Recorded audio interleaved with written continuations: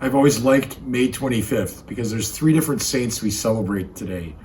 One is St. Mary Magdalene de Pazzi. She was a Carmelite cloistered nun in Florence in the 1500s, I believe.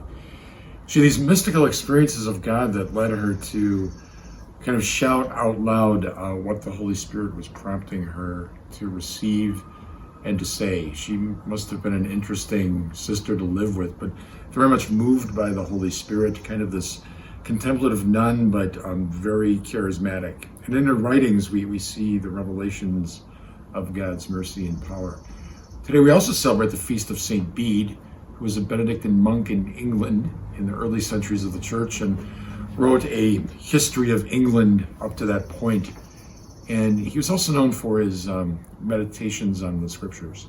Third saint is Pope Gregory VII, also known as Hildebrand, who took on the power of the emperor, challenged some of the encroachments of the secular power on the authority of the church, and was this very forceful pope.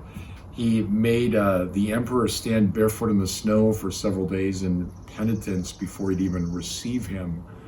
But think of those three different personalities, that this pious monk in a cell in England, this cloistered Florentine nun having these charismatic Holy Spirit experiences, and this powerful, courageous pope.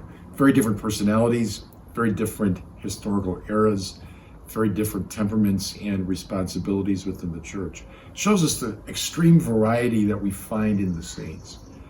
And that's reassuring to us because it means that God can work with us too.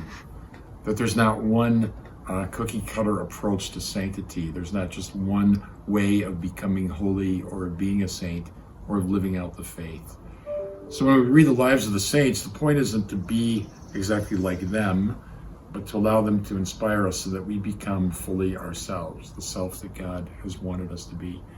So God isn't calling you to be Francis of Assisi. He's not calling me to be St. John Vianney. He's calling us to be ourselves, but the holy, liberated, completely free from sin self, as much as we can achieve that in this life, that the Lord has dreamed us to be from the beginning. So as we celebrate all these saints today, we just think of the beauty of the call, the holiness of the variety of sanctity expressed throughout history, and the variety of temperaments that God uses to effect his plan and his will in this world.